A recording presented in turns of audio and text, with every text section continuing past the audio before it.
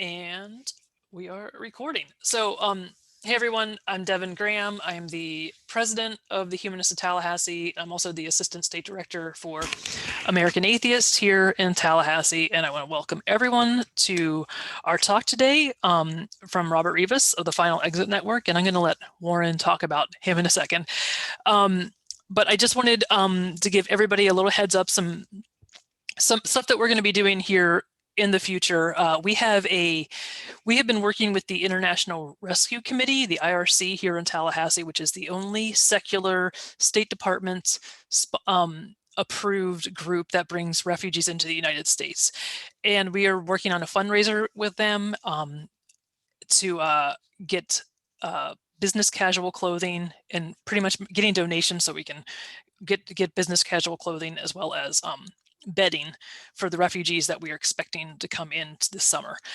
And so this is going to be it's going to be a virtual musical showcase. It's going to be with a lot of folk bluegrass bands, and it will be virtual. So March 20th, 7 to 9 p.m. You can check our social media or our website at humanisttlh.com for more info. We're getting that up and running here soon. But it will be, the bands will be the Rough and Tumble. Full disclosure, that is my sister and brother-in-law. They are famous though. They were the Americana Bluegrass Group of the Year or something like that. I don't keep up with it. But the Rough and Tumble, Pratik, Rupert Waits, Nathan Evans Fox, Taylor James Donsky, the Honey Badgers, and the Daily Fair. So we'll have more info on that coming up soon. So check back to our website or our social media pages for that. And just some housekeeping comments to start. I have everyone muted, like I said, so towards the end, you'll be able to unmute and ask questions. If you have any questions that come up but you really don't want to say it, you are more than welcome to open up the chat button and either put it in the chat and just type question in front of the question, so I know that that's going to be a question. You can send that to everybody or to me personally via a private message. You can also send to Warren if you want, either or. And then if you have a very important question that you need answered right away, that's pertinent to what Robert is saying immediately, you can do the raise hand function, which I believe is under reactions at the bottom. But we're going to try to keep that to a minimum if we could. So for now, I'm going to hand this over to Warren, our vice president, who is going to make the introduction. So Warren, all you. Well, I want to welcome Robert and thank him for working with us, and it's been great. He's really cooperative, let's put it that way, for a guest. Anyway, Robert is a Tallahassee attorney with the Boca Raton firm, Sachs and Kaplan. And he opened the firm's office in Tallahassee in 2004. He's a graduate of the University of Florida Journalism School, and he went to work at Miami Herald at the start of his career. He subsequently worked as a foreign correspondent in Central America and the Caribbean, and then became the deputy metro editor of the Palm Beach Post in 1985. He later went to Nova Law School, made law review, and graduated summa cum laude. Then he made one of the highest scores in the state on the bar exam in 1991. As a lawyer, he mostly represented news media in the First Amendment related litigation. In 1996, he spearheaded a high-profile public interest lawsuit sponsored jointly by the Hemlock Society and the ACLU, seeking a ruling that Floridians have a constitutional privacy right to seek their physician's assistance in their death. He won in the trial court, but the Supreme Court of Florida reversed the decision. The case became a landmark precedent in the national right to die law. Ever since then, he's been involved in the movement for the right to death with dignity. And in the 21st century, Robert became general counsel to the Final Exit Network, and he's going to talk a lot about that. The Final Exit Network, or FEN, So I'll turn it over to Robert right now. Thank you, Warren. Thank you, Devin. It's a real pleasure to be here. As you all know, I'm here to talk primarily about the Right to Die and Final Exit Network, and I've been asked to sort of expand it to an overall view of the subject of the Right to Die, and I'll try to blend that with the Final Exit Network. Final Exit Network, first of all, is a nationwide group of volunteers. They are committed to the idea that nobody should ever have to die alone, and they're committed to the idea that everybody in our country is entitled to choose the time and manner of their death, at least if they're suffering from something that gives them a legal basis or a satisfactory basis to believe that they need that. And Final Exit Network screens people and then will go meet with people and show them how to induce their own self-deliverance. It's nothing could be worse than trying to die. It's not as easy as some people think, in a sense, and botching the job. And so Final Exit Network's people in the personnel in the exit guide program will show how it's done, but it is illegal in at least 40 states in the union to assist in a suicide. So Final Exit Network exit guides carefully stay within the bounds of communications that we believe are protected by the First Amendment. And the right to teach people something is protected by the First Amendment. And the people who receive exit guide services have to accomplish their own death by without any assistance from Final Exit Network. They have to do it themselves. We'll show how it's done. And Final Exit Network personnel exit guides will be there with you when the time comes to die, if that's what you request. For a long time, that was the sole focus of Final Exit Network, which was formed in 1994 from a group of people who had been the leaders of the Hemlock Society. And they focused on the exit guide program. Since then, Final Exit Network has expanded the number of things that the organization does. Let me show you let me switch to share screen and show you a list of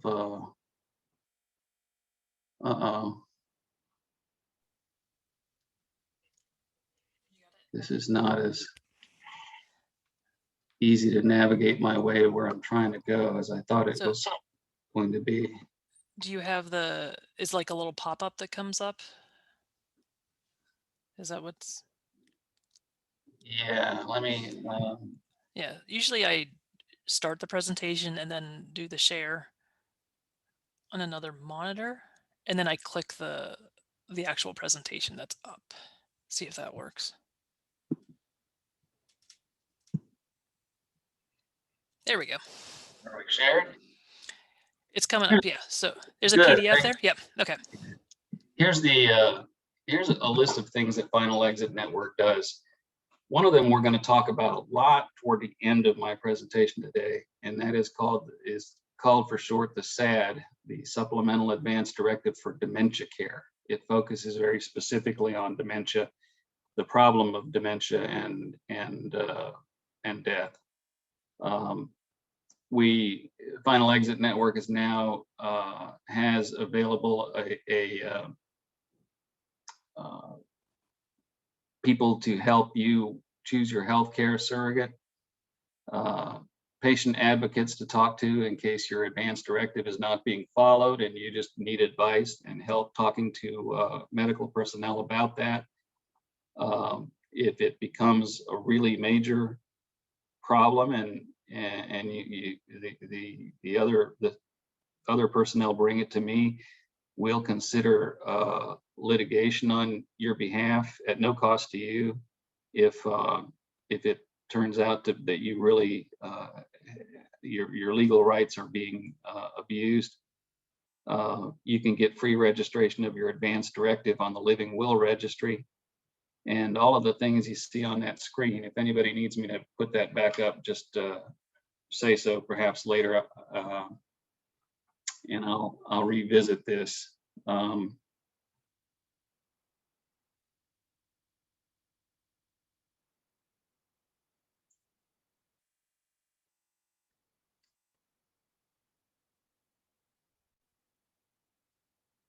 I want to make you aware of a program now to provide a 1-year free membership in case you're interested in that.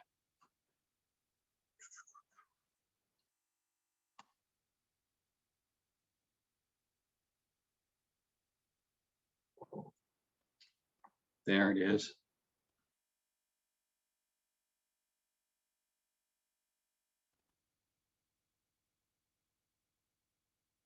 Is that working? Can you see Yep, this? it's working. Yeah. Good. Okay. I'm not sure. Oh, I see. If I see it in the middle of the screen there, and the observers are all in a column on the right, then that means it's working. That's right.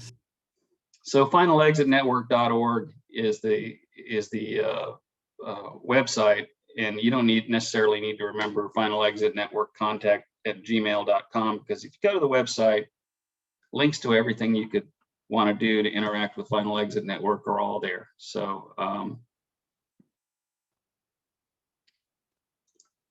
the curious thing about one of the curious things about the law governing all of this in the United States is that, again, it's against the law to assist in a suicide, and so Final Exit Network within the Exit Guide program is careful not to violate that law, but to rely strictly on our constitutional right to communicate and educate people and give them moral and emotional support.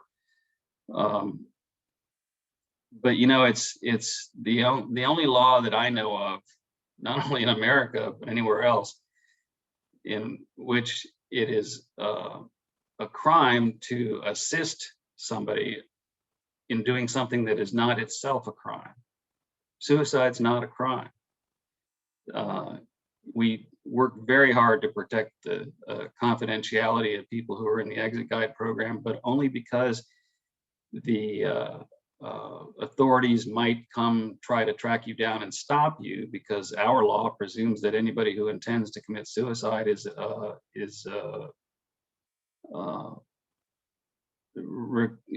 incompetent, basically. And we think suicide is a flawed word, because it's been used for 2,000 years as the only way to express the idea of inducing your own death, and it is fraught with the stigma that the church has brought to bear on the idea for all of this time. And the laws all talk in terms of suicide, and unfortunately the laws are structured so that if you induce your death, regardless of any reason or the manner, it is suicide, except in the very modern instance of doing it under a physician aid in dying law. So the authorities like to refer to what Final Exit Network does as assisting in a suicide, and then they always they tend to abandon that idea when they come to discover that there's no assistance going on.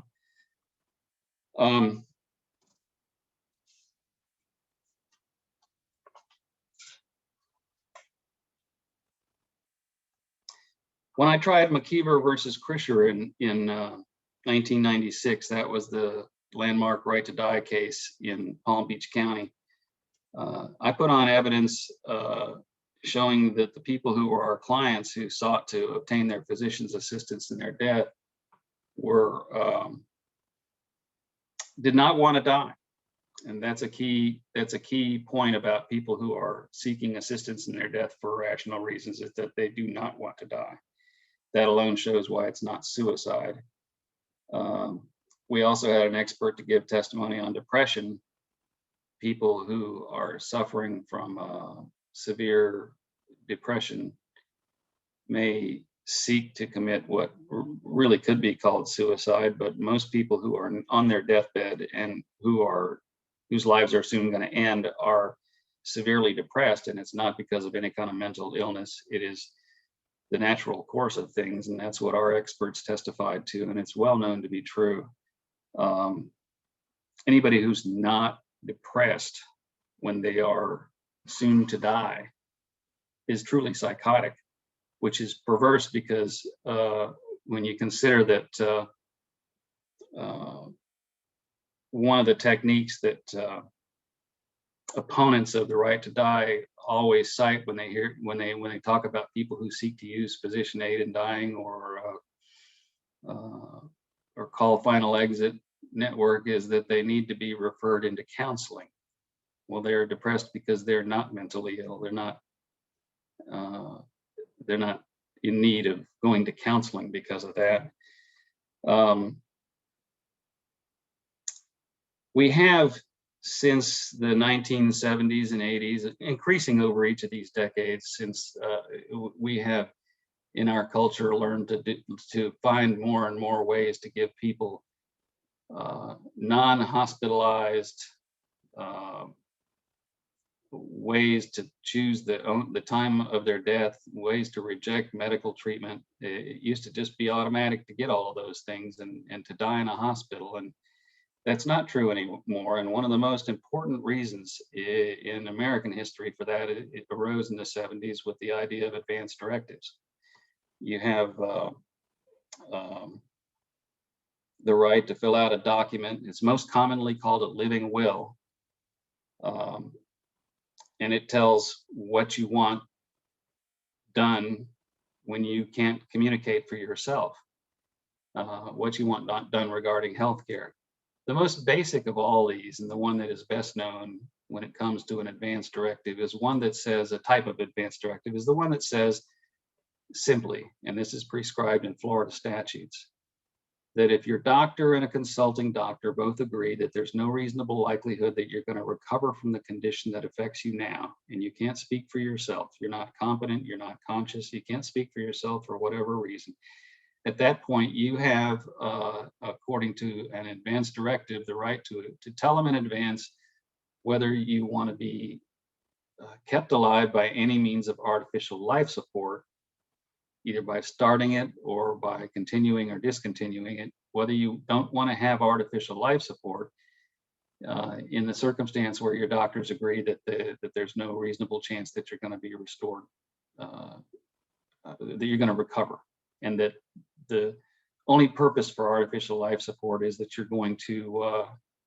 the only purpose it'll actually serve, regardless of what anybody says, is to prolong your dying process, because that's all it can do for you. So when that happens, you get to tell the healthcare providers by your living will that you don't want that. Another component of a living will is the appointment of a healthcare surrogate. In many ways, your appointment of your healthcare surrogate is much more important than the living will itself, because you need to pick somebody who's really capable of being forceful.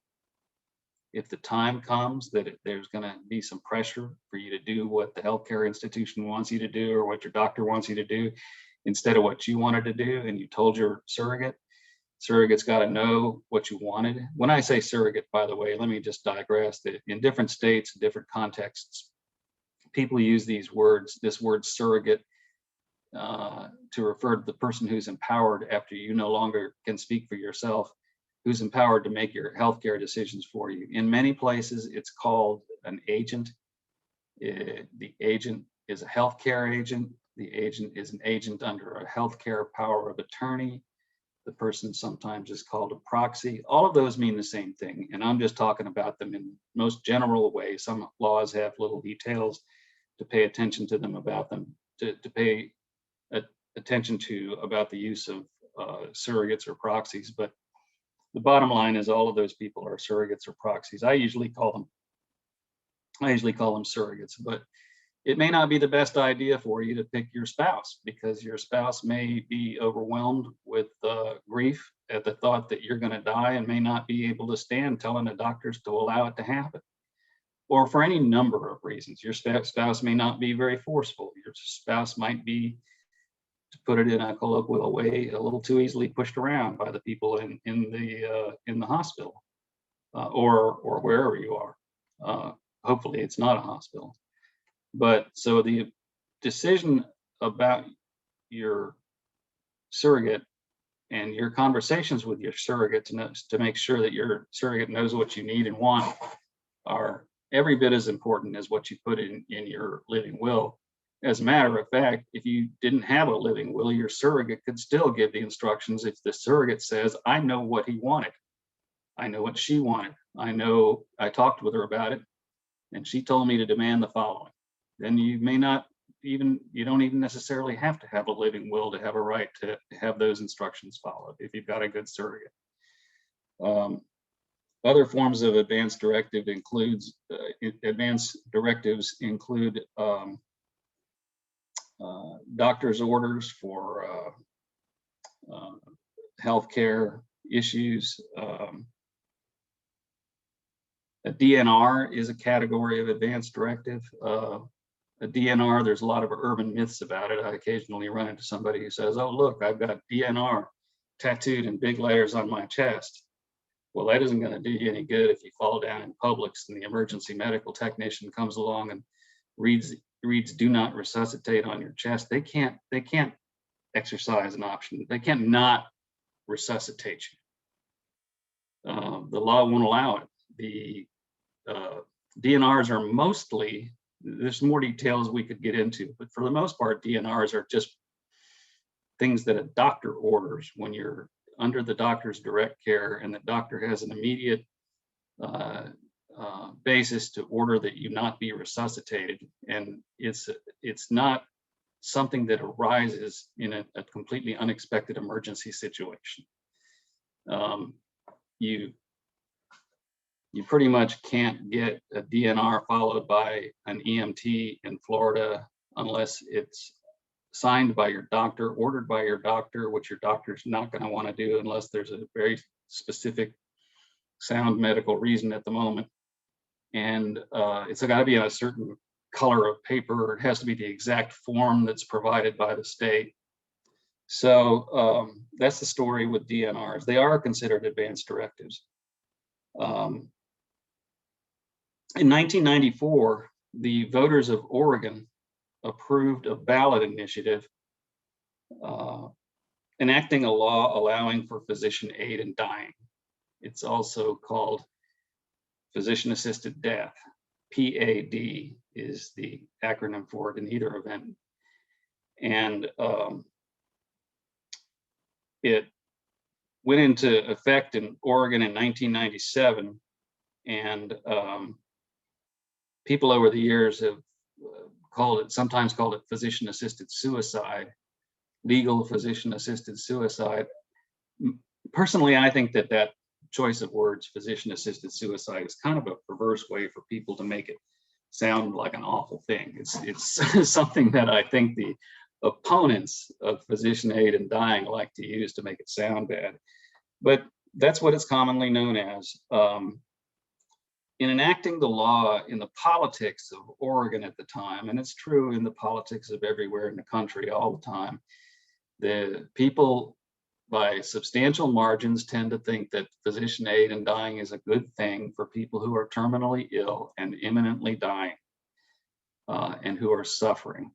But people hear qualifiers and other circumstances and details, and they get more and more uncomfortable about it. And so they made the law in Oregon so that you have to have physicians certify that you've got no more than 6 months to live, which I think most physicians will tell you, well, I can confirm that somebody's got less than 6 months to live if they're starting to have widespread organ collapse, and they're going into the dying process rapidly.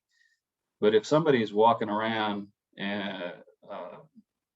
more or less in a survivable state, and their cancer is definitely going to kill them soon, doctors can't say how soon. If they're fit to live 6 whole months, then they might live a year. They may live more or less than a year. Nobody knows. But so the whole idea of imposing a 6-month requirement in a physician aid in dying law is kind of flawed to begin with. But then another consideration that really is coming to light more and more all across the country, and is being talked about seriously all across the country, is the fact that there are a number of ways to die that set out, that create a timetable where you can't, when you reach the point where you have, the doctor can certify that you have 6 months to live, in all likelihood, you're well past the stage where you could do it yourself. The law requires that you do it yourself. You take the drugs yourself, whatever drugs are prescribed, you have to take. And the law requires that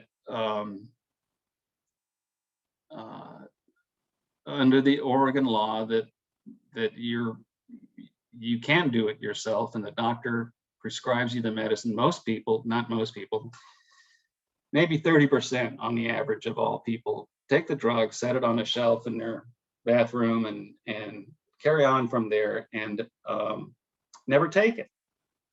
It gives a lot of people a great deal of comfort to know that they have that option available to them in the event that they need it.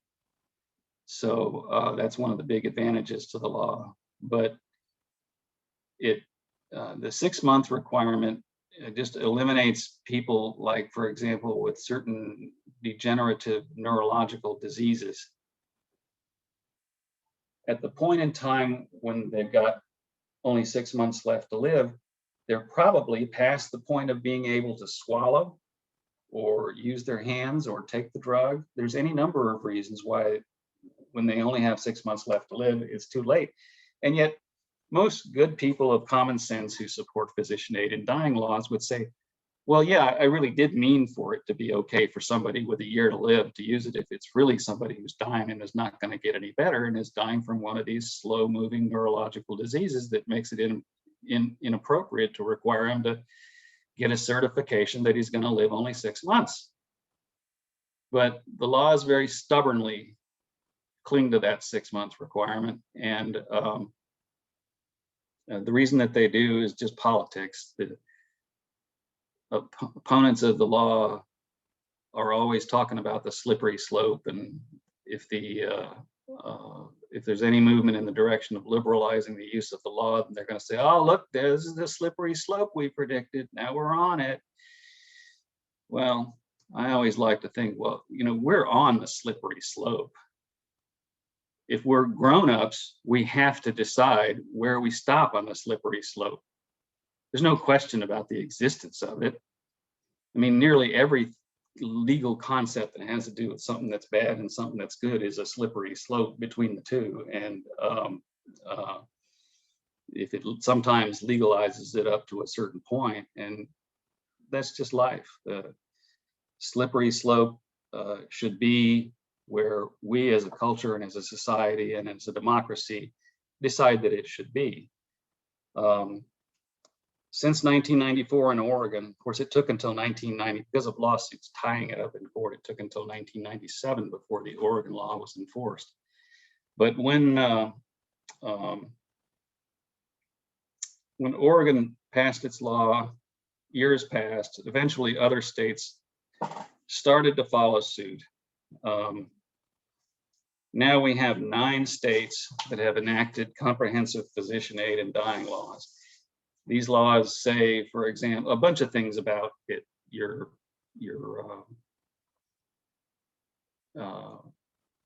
death certificate doesn't say you died of suicide. Doesn't say physician aid in dying. It says you died from the underlying illness, and that's all. Your insurance carriers, although if anybody thinks that life insurance is a big issue in any of this, let me just talk about that after we're done, because it's not. It's almost no consideration at all. But nonetheless, the law says life insurance, for life insurance purposes and for any other purpose, the death is not a suicide, period. So you got that benefit in the law. The law protects all healthcare providers from any kind of malpractice or standard of care breach type lawsuits. Those are all the advantages of a comprehensive aid in dying law. I've got all those safeguards in there, and so those laws exist in 9 states, and in Colorado there was a Supreme Court decision that said a doctor can't be prosecuted for assisting in a suicide if the doctor honors the request of a terminally ill, mentally competent adult patient who is imminently dying. That request for drugs to induce the person's death will not be chargeable or prosecutable as physician-assisted suicide. And it's for technical reasons that I'll be happy to explain to anybody that has the patience. But so Colorado is often listed as another state where it's legal, but it's not under a comprehensive law. So it's sort of not legal there because all these other advantages of the law don't take place in Colorado. And I'm not sure it's ever been proven that any doctor's ever done it because they're scared to death of getting prosecuted in spite of the Supreme Court decision, because there's all these definitional aspects of when it's okay and when it's not. They're much more unclear in Colorado. Did I say Colorado? I meant to say Montana. All those wide open spaces, they look alike to me. The Montana law is often counted, and when you put them all together, the New York Times just not too long ago reported that approximately 20% of all the people in the country live in a jurisdiction where physician aid in dying is legal, and included Montana. They use the word jurisdiction because one of those 9 is the District of Columbia, where there's a physician aid in dying law. Now, I promised you I was going to get back to the subject of dementia. It's a very difficult subject. And there's a big wave of it coming. It's been referred to as the Dementia Tsunami. Let me see if I can find these statistics.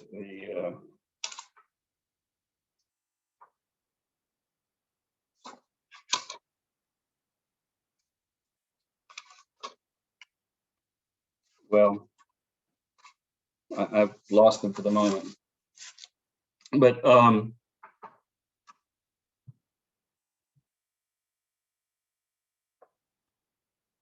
one alternative for somebody who is in the early stages of dementia and knows that they're going to move forward with dementia and that there's no alternative but for the dementia to overtake them is to cause their own death before they reach the point of being incompetent. That's a very difficult and painful decision. Most people don't want to do that because they can never tell for sure whether they're going to be taking good time, good life off the table because they did it a little prematurely. You can never know whether today is the last day you're going to be competent. And also the nature of dementia, I hear anecdotally all the time that people say that dementia makes you think that you're not as bad as you really are.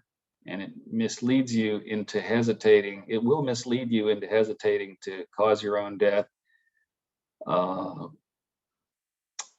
so long that it'll be too late. If you intended to do it to hasten your death before you became incompetent, it's going to be too late, and then you're going to not be interested anymore, maybe, or not be able to get anybody to listen to you anymore. But in any event, I'll just leave that as it is. It's a tough thing that I know some people decide, but for the people who go on past that point, Final Exit Network will provide exit guide services to people who have made that decision. But for people who have gotten past that point, before those people are incompetent, they can enter into an advanced directive that says that when they are in a really advanced state of dementia and they can no longer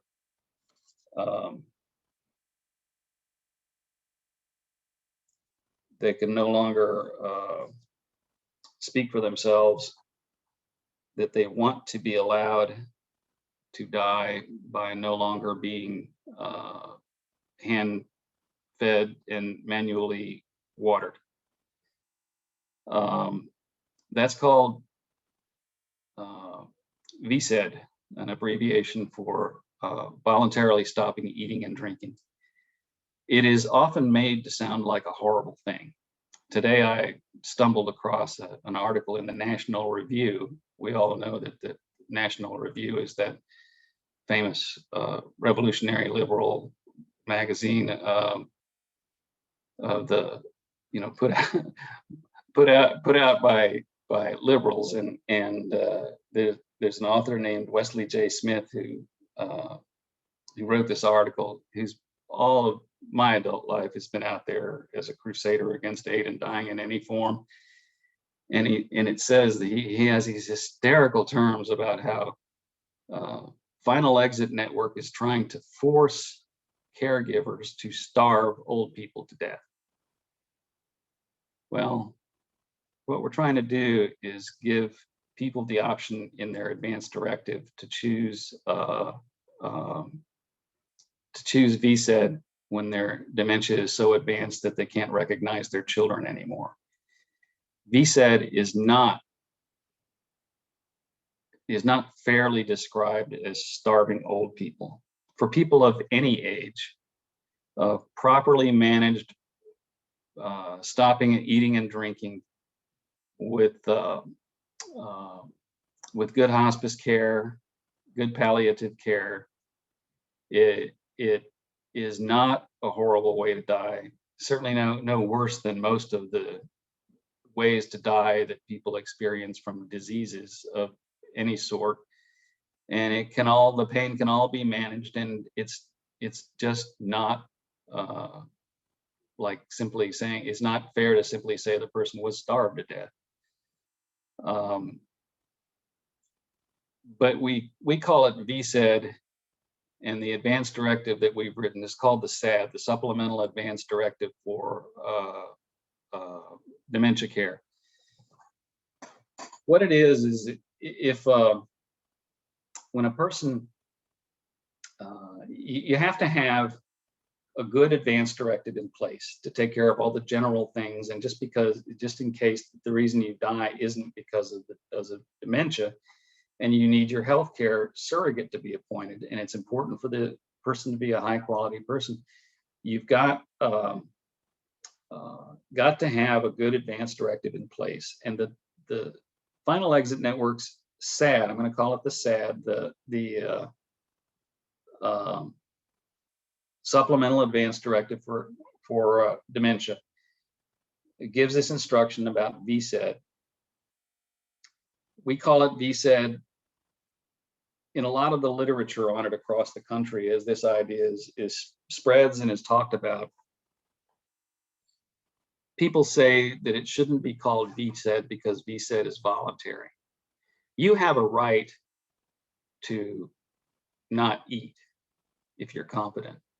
Everybody in America, this is stunning. Most people find this a little stunning to discover, but you have an absolute constitutional right to refuse to eat and drink and die from it if you're competent. The healthcare community can't force healthcare on you. So the only thing you're doing is transferring your decision to not be fed and watered manually to a point deep in your dementia, and therefore some people call it SED by AD, which is stopping eating and drinking by advanced directive, because they just don't think it's okay to call it voluntary when it's from an advanced directive and it's not voluntarily ordered at the time that you die. I think that that's a bogus, or at least an unimportant distinction. And I'm going to keep calling it VSED, but the people who call it SED, said by ED or by AD, insist that that's technically correct. That may be the case, but the problem with VSED right now is that the law is very unclear about whether a healthcare provider at the time you're ready to have VSED is obligated to follow that instruction in the advanced directive and follow the instructions of the surrogate. There are healthcare organizations across the country, primarily those that are in the business of running nursing homes, by the way, who say that it's unethical and illegal, that an advanced directive can't be used in that manner. Final Exit Network is eager to find opportunities to set precedents and establish that VSED in dementia is legal, that your instructions to use VSED, to apply VSED to you when you're in an advanced state of dementia are legal and enforceable. So the organization has made a commitment that if you sign Final Exit Network's SAD, the Supplemental Advanced Directive for dementia care, and particularly if you've arranged it in advance with us, we'll take down your name and information, some other things. I'll chat with you about it. I'm available to give legal consultations to anybody who wants to talk about how to do this. And I'm eager to take down names of your talk with you and take down names of your surrogates, maybe talk to your surrogates and put together a program that will be ready to take action in the future if your advanced directive is not followed. We'll be ready to do it in any location in the country. And again, at no cost. I'm not going to charge your estate either. So that's what the SAD is.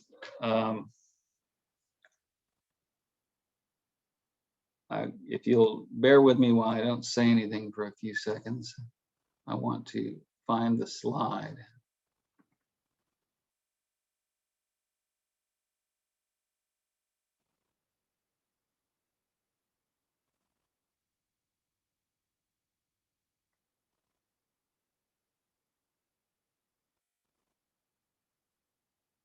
There it is. So we're prepared to push this and to try to shift the law. The main thing in the law that makes the nursing home industry and some others oppose the use of the SAD is that they contend that merely feeding and watering somebody is a minimum standard of care in a nursing home. Well, I don't want to deny that it's a minimum standard of care in a nursing home under normal circumstances, but when a person's got an advanced directive directing that not be done, our SAD specifically tells people you don't want to be kept in a room where the scent of food is present. You don't want anybody to come put a spoon under your nose and try to get you to react, because they say that the person who signed an advance directive calling for VSAD was the person who signed it. And now they have to treat the person who's there, and it's a different person. Because the person, it's the you now versus the you of a long time ago. I think that the you of a long time ago who signed a SAD was the competent person who was able to make these decisions, and the you who's going to respond by taking down food that's put under your nose on a spoon is not competent to make that decision, is not competent to revoke the former you's instruction. And that's why I think it should be legally enforceable. And I also think it should be legally enforceable because there are many ways in which an advance directive is followed by a person well, everything in an advance directive is followed by a person who's the current you instead of the one that signed it before. You could use that argument to do away with all advance directives and all requirements of advance directives if you listen too much to this philosophizing about the current you versus the former you, who signed this advance directive and who's the one in the bed right now. The one that signed the advance directive was the competent you. And I think that person's preferences should prevail. So I guess I've said everything I meant to say, and the organizations, the atheists and the humanists of Tallahassee have left a generous amount of time.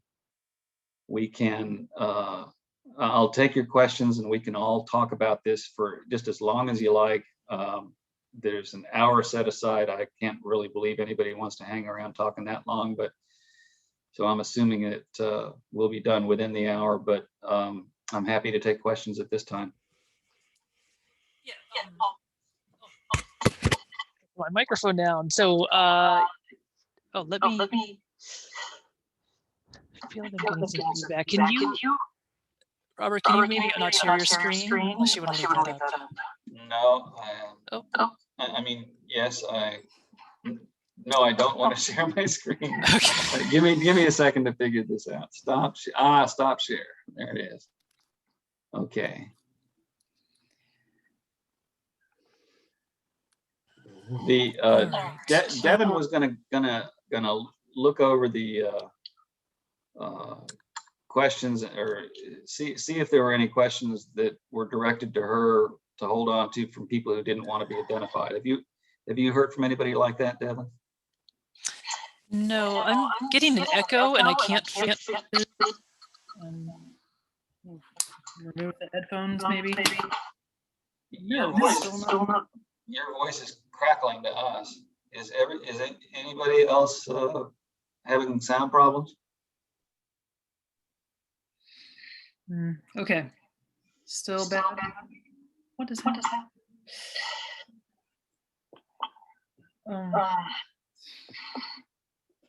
Lauren, take a second, please. You know, there was a movie ago that I can't remember. It might have been.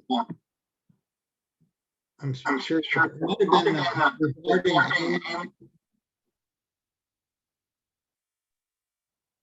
Okay.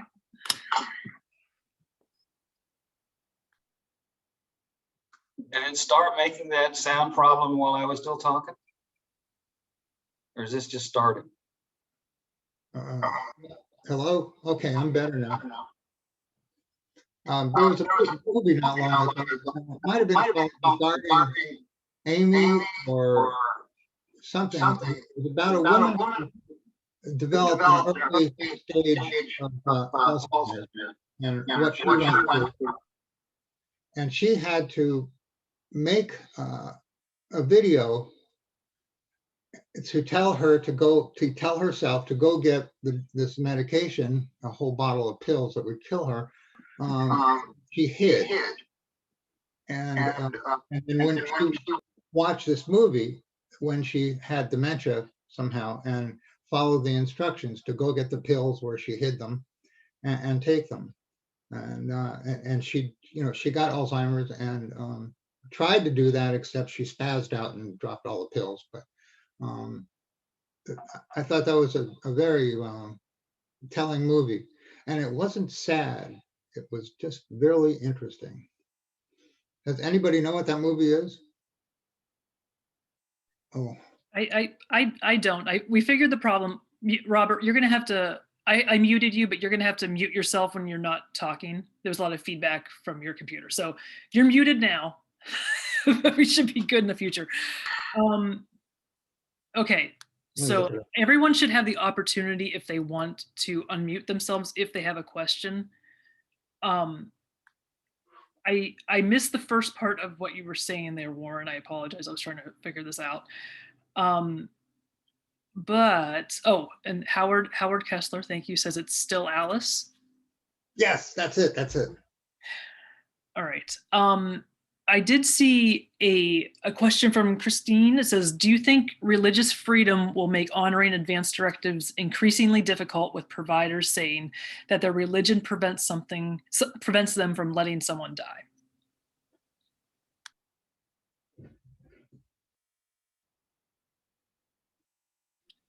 You just have to unmute yourself, Robert, and then.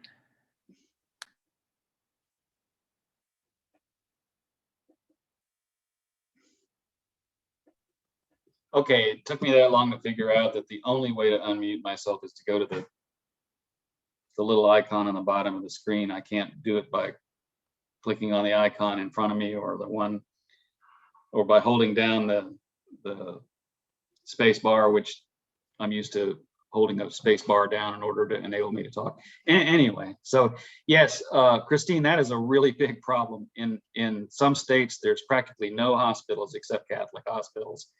Large swaths of the country have, and there are these, what do they call them, conscience clauses that say that if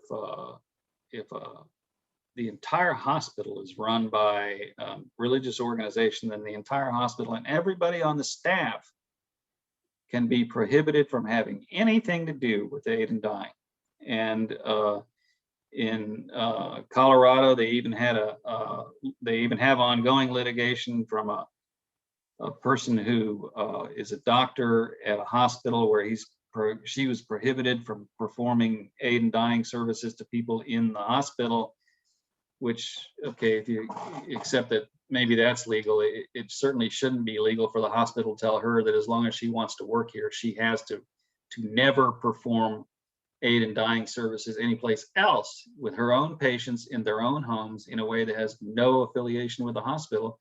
But so determined are they to throw their, they're like the American Taliban, these people. They just are so determined to force their religion on others that they'll just fire a doctor who they discover provided aid in dying services to anybody in a context that's totally unrelated to their service to the hospital. And the Supreme Court has now been stacked. Every time anybody waves the flag of conscience, they're going to be able to do things in the future that they could never do in the past. If they invoke religion, it used to be that if a basically secular law that was enacted for basically secular purposes and was not intended to have any specific effect on any religion would be upheld if it presented a burden to religions in a way that really was not specific to them. And that is changing very, very rapidly right now. Those religion cases are going to continue to enable religions to throw their weight around in a way that never was allowed until the current composition of the Supreme Court of the United States. I'm looking at these questions on the list. Give me a second.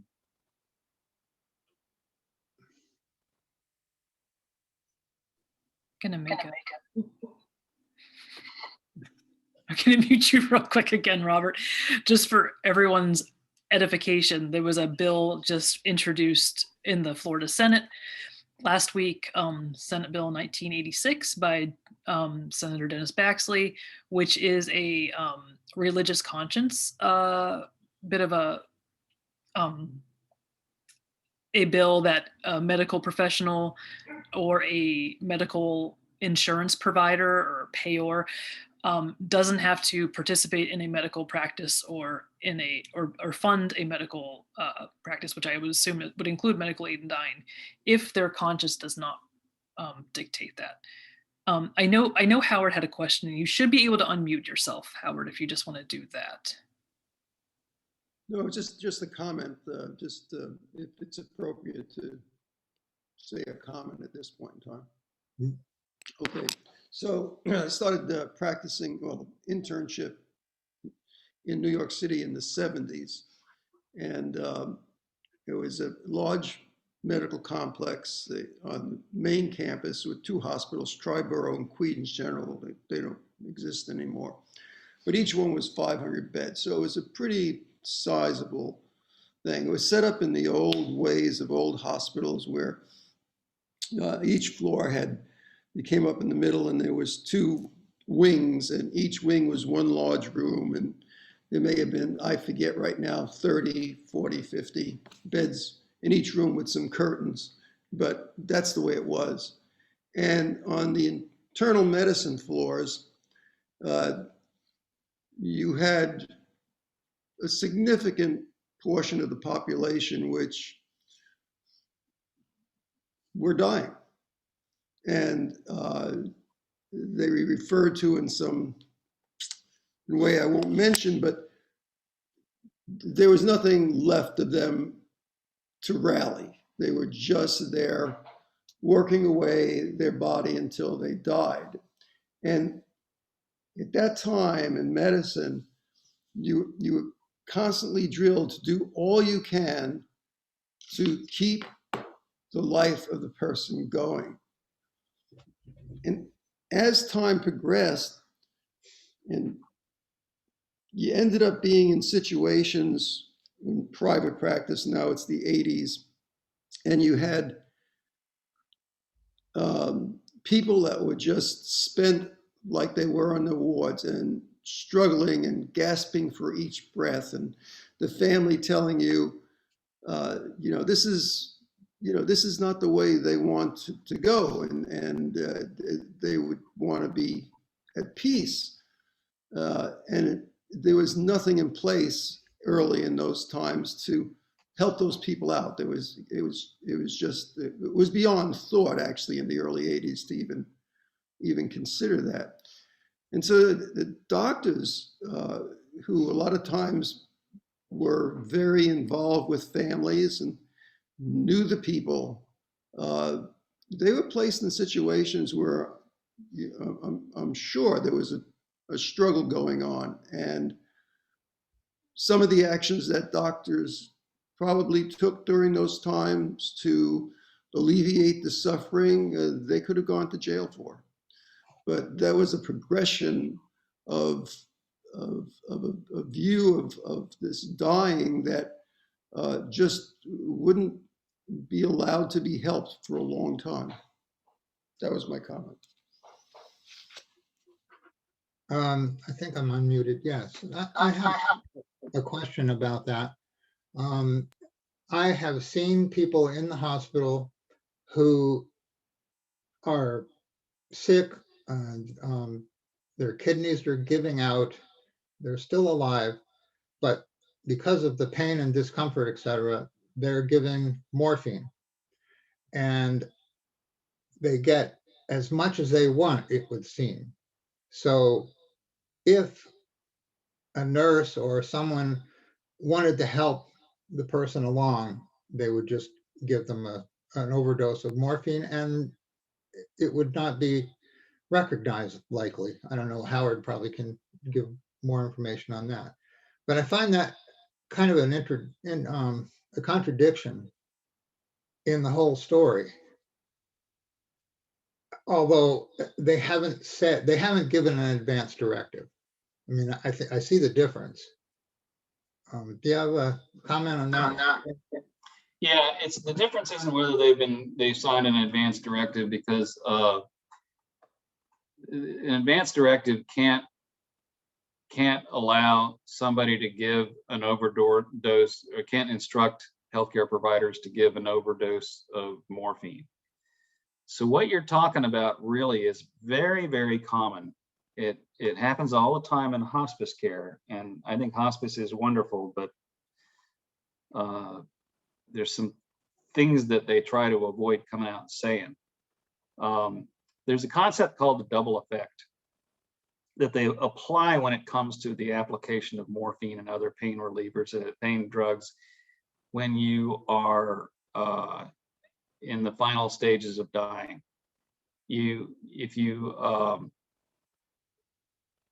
If a healthcare provider gives so much painkiller that the person might get depressed breathing and die from it, they say that there's this double effect rule, that if their intention was only to relieve pain, that makes it okay. If the person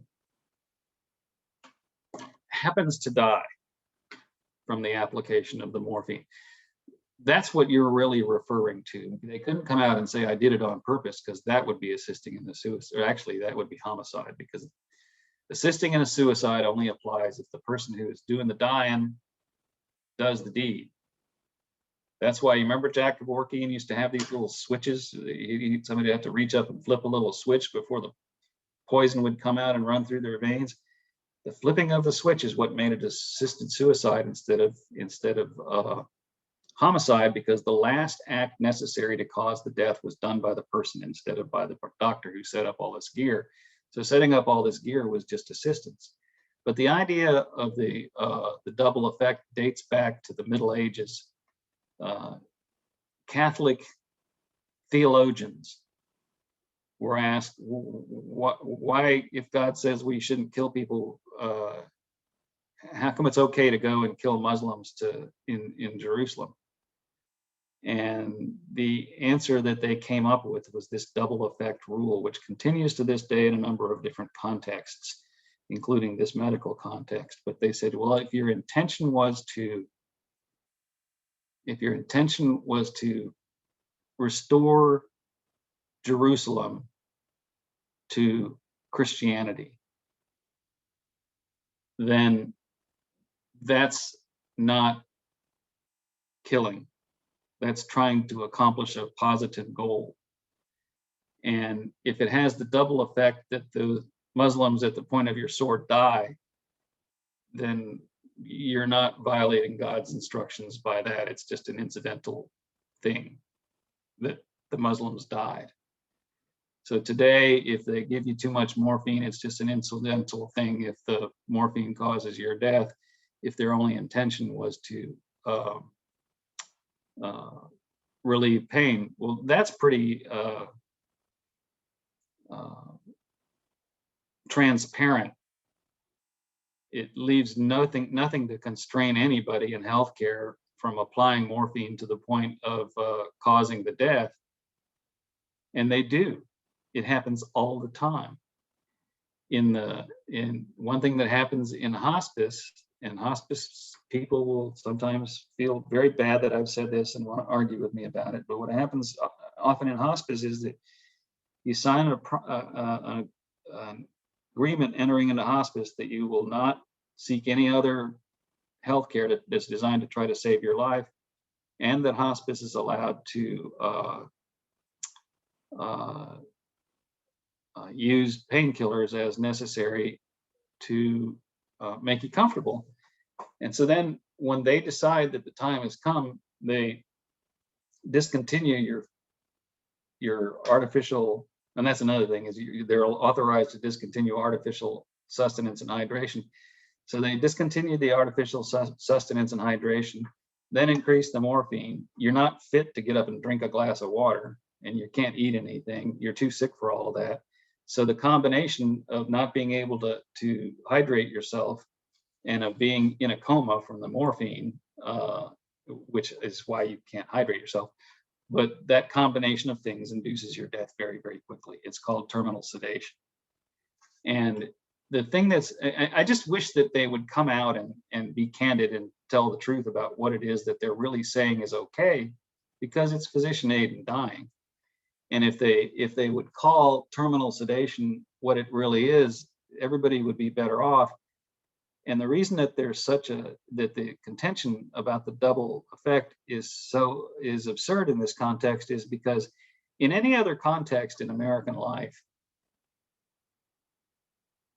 you are held to the standard that you can be punished for doing something that causes an illegal effect if when you did it, you knew it was going to cause the illegal effect. Nobody can say, well, I knew it was going to cause the death, but I didn't mean for that to happen. In any other context, it's just a bizarre, convoluted, special rule that only applies at the deathbeds of at people's deathbeds. The double effect and the fact that it's permissible to use morphine to the point where you know it's going to cause the death, and yet you're not responsible for that as a homicide or an assisted suicide or whatever. If the language was used with more candor and truth, it would go a long way toward people coming to accept that that the healthcare industry is going to is authorized to cause your death when they know that it's the right thing to do.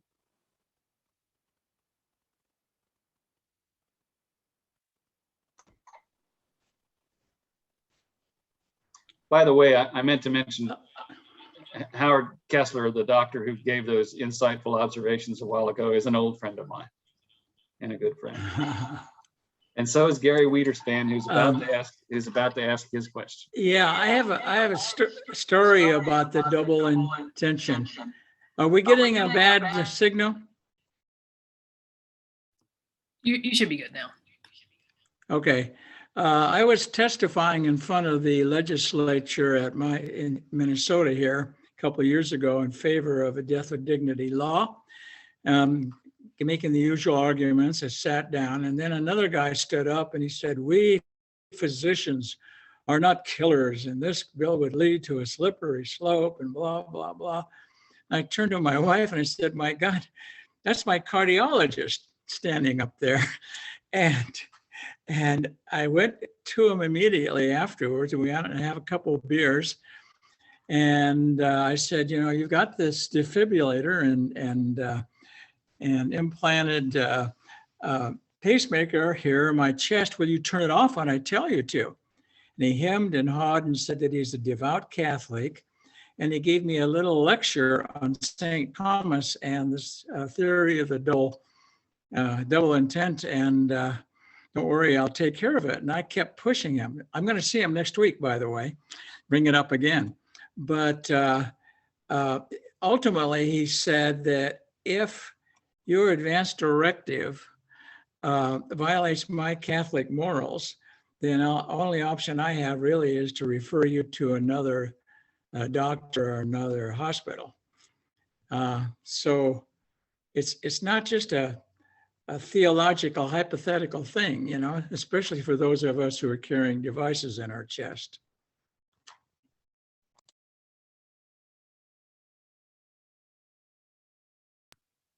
That's true. That's kind of terrifying, actually. I had a question that you mentioned something, Robert, about what was it? Surrogates or registered agents or something along those lines, and that they don't necessarily have to be like registered on paper. They just have to be very demanding or, very forceful. Is it something along those lines? And I guess I think about there are a lot of bad actors, especially in some families. And how do you prevent a bad actor from taking over that surrogate position without and at least being like noble about their mission, I guess. I must have said something that sounded confusing. Only you can name your surrogate. It's not going to be somebody who's out there volunteering. I suppose there is the beginnings now of the idea of a surrogate who isn't part of your family, who is trained to be a surrogate and is willing to do that, but who doesn't know you. But for the most part, unless that concept begins to prevail in places, your surrogate is just somebody you pick. They're not registered. They're just named by you in your own advance directive. Thing that you sign, you got to get it notarized, witnessed, and all that. It's put in your chart. When I was talking about the necessity to be forceful, I'm just talking about the fact that for most of us, we're going to be signing a document that has instructions in it to discontinue your health care, discontinue any further efforts to keep you alive by artificial means. And sometimes you're going to run into a healthcare provider such as Gary is doomed to run into, who opposes what you want. You need to pick somebody carefully, and you need to pick somebody who's very able to be forceful and who isn't easily pushed around, because Gary's doctor is going to be telling Gary's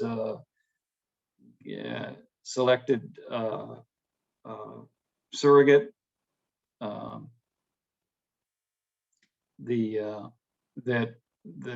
that's letting Gary die is really the wrong thing to do, because and they'll make up a whole raft of excuses why it's really not so bad right now. He might pull through. Miracles happen. I don't believe in miracles, but you want to pick a surrogate that can withstand pressure and will fight back for what you've told them to fight for.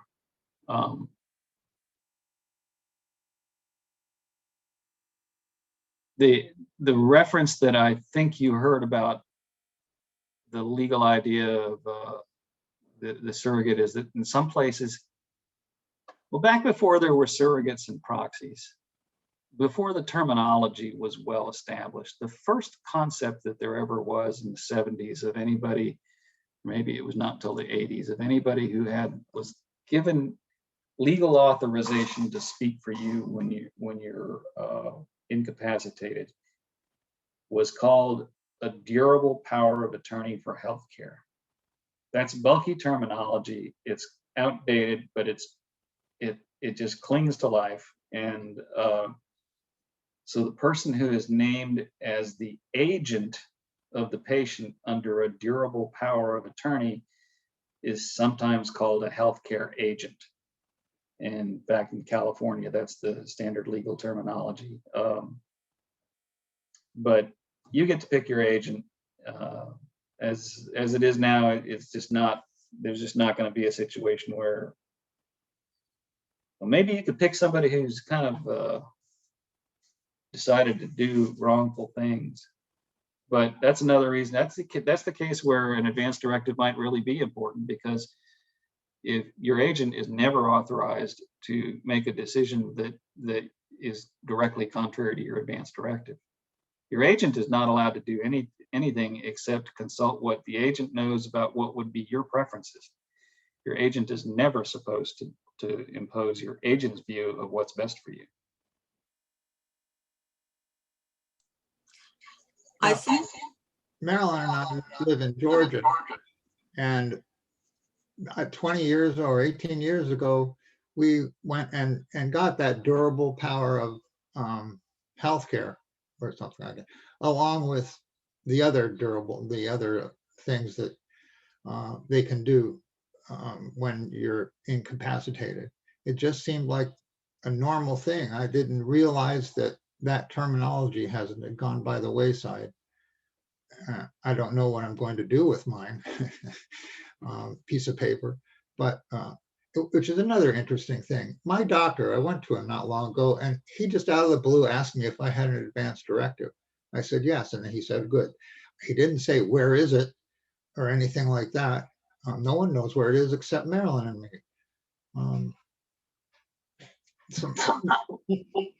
Sorry.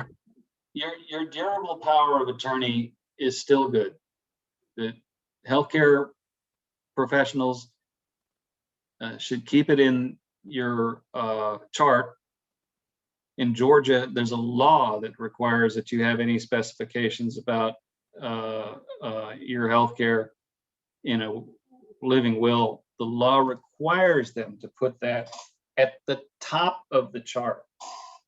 They have to turn past it to get to anything else. They got to be told on the face of the chart what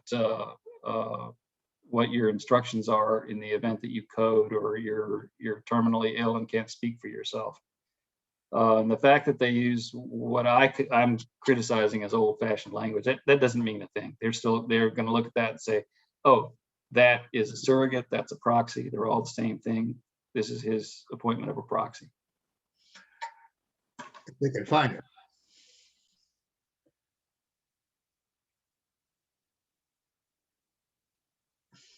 Christine, did you?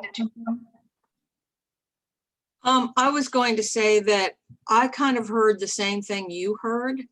And what I thought is that in some cases, if somebody becomes rapidly incapacitated and never filled out any sort of official paperwork, it is often customary for healthcare providers to talk to the family. And if a family member who is the closest relative says, I did hear this person say, these are the kind of things they don't want, and I don't want them either, then most doctors will kind of respect that, even if there isn't anything in writing, unless it goes against their own values. Then you get into that whole thing. And when I used to work at an ICFMR and skilled nursing facility with people who were mentally retarded, they never had capacity in the first place to ever execute any form to name anybody to be their surrogate. But whatever was the family member that put them in, who came and visited them, who did for them all those years, would be the ones that we would consult with about even simple things like giving a vaccination. So, but if there becomes a fight between different family members of equal standing, that could be a real mess. Yes, you described the pre-advanced directive way, and it still is the way for anybody who doesn't have an advanced directive. The law specifies, it kind of reads like the law governing the disposition of your property if you die intestate without a will. It says the first person with priority is the spouse, the second person with priority is child, and the third person in priority. And so supposedly there's this structure of who's got the most authority to speak for you when you are can't speak for yourself. And the reality is that healthcare organizations don't know who's going to sue them. And when the family members, even ones with lesser priority, somebody's squawking and disagreeing, they really want to throw up their hands and they don't want to tell anybody, we're not going to listen to you. So the family needs to go off in private and get united. And the family needs to pick the one who's going to do the talking. Usually often that ought to be the person who's the strongest. These are things for the family to decide. And by the way, just a little bit of editing. The way that you put it is that the person say there's no advance directive. The wife is going to be the proxy under the law to decide who is what to do when the patient can't speak for himself, let's say, and the wife says, what the wife is obligated to do under the law is to tell the doctor, tell the healthcare people, I know that this person wanted X. It doesn't matter what the wife wants. And you referred to what he will tell what he wanted or what she wants, but it isn't legally supposed to make any difference what the proxy or surrogate or next of kin, often they're called next of kin as if the person's already dead. It doesn't matter what that person thinks. That person is legally supposed to only say what the person wanted. And what you've just described is precisely what caused the entire Terry Schiavo thing, was because she didn't have an advance directive. And she illustrates that there's really no such thing as a situation where somebody didn't have a chance to sign an advance directive in advance. It's just that people don't. Somebody gets hit by a truck and they're totally incapacitated from then on. Well, until the day that person got hit by a truck, they could have filled out an advance directive. Everybody of every age ought to be out. Everybody who's an adult, their parents will take care of things if they're children, and that's their right. But everybody of any age needs to have an advance directive and a living will filled out. And we should be teaching all of our adult children to go out and fill one of those out and make sure somebody knows where it is, because the only thing that you're appointed or legally selected or selected by the hospital person is supposed to be telling the doctors about what you would want is what you would want. And in Terry Schiavo's case, there was just a little bit of evidence. There was just some evidence that she had said something about how she wouldn't want to live on like that if she was incapacitated in the way that she was. And her husband defended her right to make that decision, but critics said that there wasn't enough evidence. And the law of Florida says you can't pull the plug, to use that colloquialism to cover all of the things that it covers.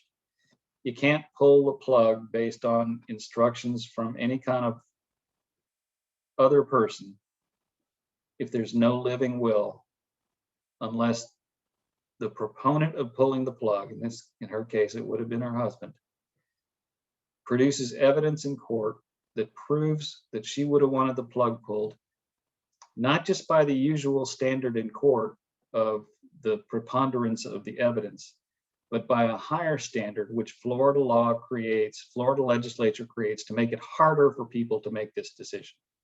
The higher standard is that they have to prove the person's preference by clear and convincing evidence. And that's really, that little point right there, was it clear and convincing evidence, or was it just a preponderance? Well, the trial court wrote in his order to begin with that it was clear and convincing evidence what the husband put on. But others look at it and say that there's no way you can call that clear and convincing. You might call it a preponderance, but you can't call it clear and convincing. And that's really the key that initiated, that it caused the whole Schiavo thing to have the life that it did, is the argument over in court over whether the judge was imposing his own preference by labeling it clear and convincing evidence when it really wasn't clear and convincing evidence. It was just enough to pass a preponderance test. That's a part of Florida statutes that needs to be fixed. But do I hear anybody predicting that the Florida legislature is going to liberalize the circumstances under which you can have the plug pulled on your life support? No, I think that everybody, you should, advise everybody to go and get themselves a living will and carry it around with them all the time. If they have to go to the doctor, that, I don't know how you take care of that, but it needs to be in a place that everybody knows where it is. And one place I went, I had to give it to them. Go ahead. It's a very positive development that we're seeing everywhere, that healthcare institutions are asking everybody, do you have a living will? Would you give it to us so we can put it in your chart? I'm sorry, did I interrupt, Gary? Was that?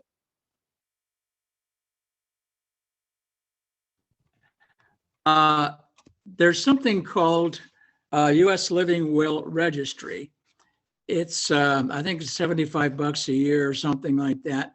But people who join FIN get it as a free benefit, which the FIN membership, I think, is about the same, so it's a wash.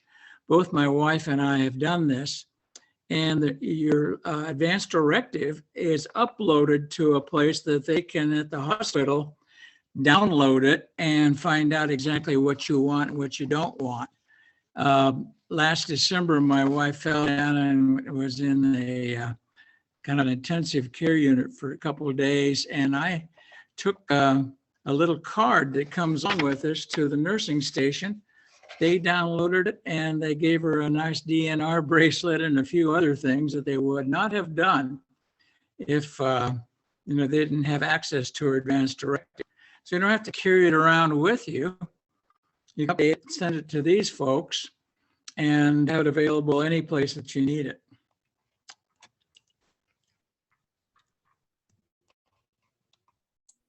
Thank you. That's good to know. Yeah, I think Nearly that's great. everybody's purposes are well enough served if you just make sure that your advanced, if you give it to your doctor, if you ever go into the hospital, even for minor surgery, you give it to the hospital, they'll keep it forever in your chart. And if you give a copy to the people who are most likely to become aware that you've been hospitalized, like your parents or your spouse, just anybody who's probably going to be, maybe two such people in case one is your spouse and you're both hit by a truck together. But I don't think it needs a lot of elaborate treatment normally. I do want to mention something that I find fascinating. The night after the Golden Globe Awards, I was curious about Nomadland because it won 3 Golden Globes. So I watched Nomadland on Hulu, which I'm a subscriber to. If you're not, I'm sure you can get it from any number of other services for purchase. But in Nomadland, the main protagonist, a woman who's unwillingly forced into sort of retirement, kicked out of her house, joined the large number of Americans who are unexpectedly living in poverty after having done everything right all their lives. She's talking to another woman who's kind of similarly situated, and the other woman says she starts to seem to be sick. She's kind of shaking a little bit, having trouble breathing. And the protagonist lady says, "Are you all right?" And the lady she's talking to says I'm going to be fine. I have stage 4 small cell carcinoma of the lungs. And the last time the doctors had to operate on my lungs, they told me that it had metastasized to my brain. And they said I have 7 or 8 months to live. And this is her talking still. She says, "So I'm going to drive to Alaska. I'm going to see as many beautiful things as I can. And I have a book with me. It's called Final Exit." She says incorrectly. She says it was written by Dr. Kevorkian, the guy who they took to calling Dr. Death. Well, it was not written by Dr. Kevorkian. It was written by Derek Humphrey. And he allowed Final Exit Network to become the namesake of his book. He's on our advisory board. He's quite distressed that they got wrong the name of the author, but I'm convinced that it's going to be very beneficial to his book sales, which after 30 years now, Final Exit Network continues to sell, and it is, I believe it's going to get a big boost from having been referred to in this manner in Nomadland. And the lady who said that, who made that remark with unfortunate little incorrect statement in it, she said it's sort of like a cookbook. It's a recipe for how to die when you need to die. I thought that was a wonderful description, and she went on from there to describe why it is that she's okay with dying by her own hand soon if she needs to. And she said she remembers kayaking down a river, and it was a rookery of thousands of swallowtail eggs, and the chicks burst out of their shells all at the same moment, and their shells burst everywhere, it must have been a cliff overlooking where she was kayaking. And she said, little bits of the shells came raining down on me and they glittered in the sky as they fell.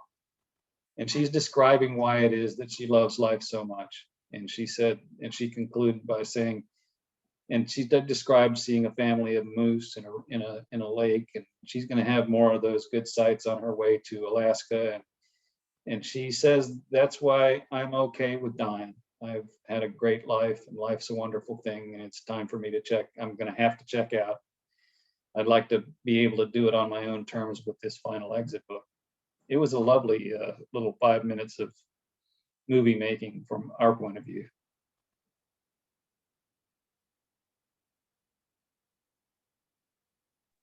Sounds like we're done. Yeah. Thank you. Thank you so much, Robert. If there's no more questions, I'm gonna say thank you to everybody on behalf of American Atheists and Humanists of Tallahassee. Remember, you can find us at humanistlh.com. And Robert, do you have anything else you want to say quickly before we head on out? Oh, you're muted. Robert, did you want to talk about that other thing, the membership thing? Oh, yeah. Oh, I mentioned that in the middle and put a little slide on. There's a program FEN, as the Final Exit Network, is offering now, in which you can get your membership in Final Exit Network free for the first year, and get the newsletter or magazine and certain other benefits for free. And then you can decide at the end of that year whether you would like to join. Give me a second to find that slide. And also, I see that there are 6 new chats. Is there a question? Someone wants to schedule time with you here in Tallahassee. Yeah. Hey, Charles. Just send me an email to robertrivas@comcast.net, and we'll be able to talk privately. There's one other thing, and that is if, I think it goes like this: if we know that you attended this session, or if you email to the Final Exit, That's group, right. then we can send you a brochure and 2 example magazines, one from this fall and one from this winter, last fall. So that's the other thing. If we know you attended this, we will send it to you. This has been recorded, and we'll put this on our YouTube page as well, so you can Okay. check it out that way. But I also put the link for the Final Exit Network in the chat, so there's that too. And with that, thank you, everyone. Thank you, Robert. Well, give me 1 second to put this this thing more back on the screen that I pulled down a while. I'm real slow. It takes me a few seconds to figure out how to get out of full screen so that I can reach the controls for other things, and just blah blah blah.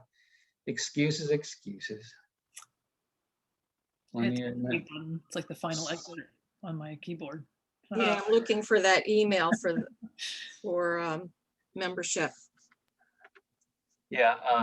I can't find it on the FEN page. No, I've got it here, and I just need to find the button that says share screen, and I just don't see it on my.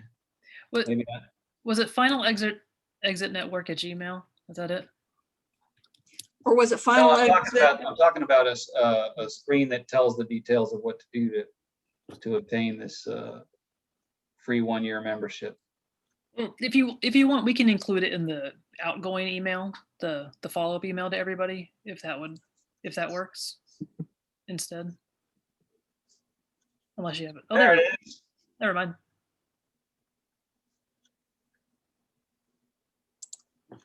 Final Exit Network contact@gmail.com. Final Exit Network contact@gmail.com. That's not important to get right, because if you go to the website, you'll find, which is finalexitnetwork.com or .org, you'll find a general email address to just click on, and you'll get a form. You can send an email to Final Exit Network staff, and they'll route it wherever it's supposed to go.